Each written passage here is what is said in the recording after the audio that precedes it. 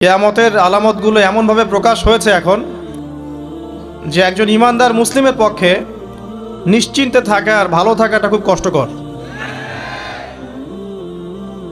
তারপরেও নবী সাল্লাল্লাহু আলাইহি ওয়াসাল্লাম আমাদেরকে দিক নির্দেশনা দিয়েছেন যে যখন ফিতনার যুগ আসবে, ফিতনার যুগ বলতে চতুর্দিক থেকে ফিতনার ফাসাদ।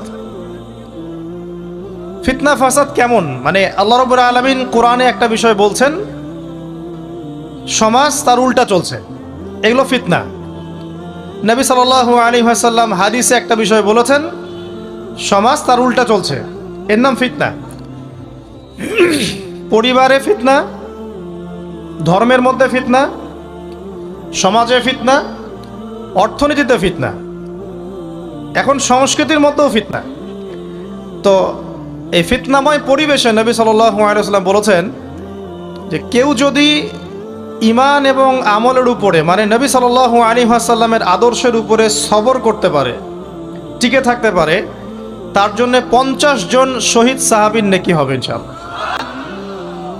তো ফিতনাময় পরিবেশে যদি সবর করা যায়, হকের উপর অটল থাকার চেষ্টা করা যায়, ইনশাআল্লাহ আপনি 50 জন শহীদ সাহাবীর নেকি পাবেন ইনশাআল্লাহ। তো প্রত্যেকটা ক্ষেত্রেই আপনি ফিতনা পাবেন। পরিবারের দিকে তাকাবেন, দেখবেন পরিবারের বন্ধনগুলো আগের মতো নাই, প্রচুর ডিভোর্স হচ্ছে, স্বামী স্ত্রীর বিচ্ছেদ প্রচুর বেড়ে গেছে। তারপরে সন্তান সন্ততি আমাদের পরিবারে যারা আছে, দেখবেন এরা বেশিরভাগই দুনিয়াদার হয়ে গেছে, দিনের খুব একটা ফিকির নাই।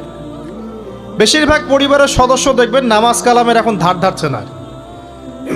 ম্যাক্সিমাম পরিবার থেকে আস্তে আস্তে পর্দাটা কিন্তু শিথিল হয়ে যাচ্ছে। আপনি ব্যক্তি জীবনের দিকে তাকিয়ে দেখেন, গর্বের সাথে আমরা বলি না যে 90% মুসলিমের বাংলাদেশ, দেখবেন মেজরিটি সংখ্যক মুসলিম 5 ওয়াক্ত নামাজ জামাতে পড়ে না। বেশিরভাগ মুসলিম দেখবেন আল কোরআন বিশুদ্ধ করে তেলাওয়াতও করতে পারে না। তো এরপরেও আমরা দাবি করি যে আমরা প্রকৃত মুসলিম, জান্নাত আমাদের জন্য অপেক্ষা করছে। আসলে বাস্তবতা এমন নয়। যারা কোরআন আমরা টুকটাক পড়তে জানি, তাদের মধ্যে কত পার্সেন্ট কোরআনের অর্থ বোঝে? এই আল্লাহ পাকের কিতাব আমার হাতে আছে, এই কিতাবের অর্থ কতজন বোঝে, এটা একটা চ্যালেঞ্জ। যারা কোরআন পড়তে জানি আমরা, তাদের প্রতি চ্যালেঞ্জ, দেখেন তাদের মধ্যে কত পার্সেন্ট মানুষ কোরআনের অর্থ বলতে পারবে। আর অর্থটা যে জানা জরুরি, এই বিষয়টাও আমরা এখন জনগণকে বোঝাতে ব্যর্থ হচ্ছি। কোরআনের অর্থটা যে বোঝাটা জরুরি, এটা বোঝাতেও ব্যর্থ হচ্ছে। কারণ আমরা সবাই প্রত্যেক হরফে 10 নেকি পেতে চাই। কোরআন তেলাওয়াত করলে প্রত্যেক হরফে 10 নেকি হবে, এই তো।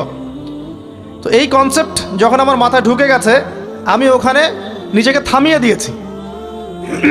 অর্থ বুঝে গবেষণা করলে এবং কোরআন কেন্দ্রিক জীবন ব্যবস্থা গড়লে যে আরও বেশি নেকি হয়, এটা আমার মাথায় নাই। প্রত্যেক হরফে 10 নেকি তো আপনি পাবেন তেলাওয়াত করলে, কিন্তু অর্থ বুঝে এর ভিতরে ঢুকলে, গবেষণা করলে এর মূল স্বাদটা পাওয়া যায়, এটা আমরা বুঝতে পারছি না।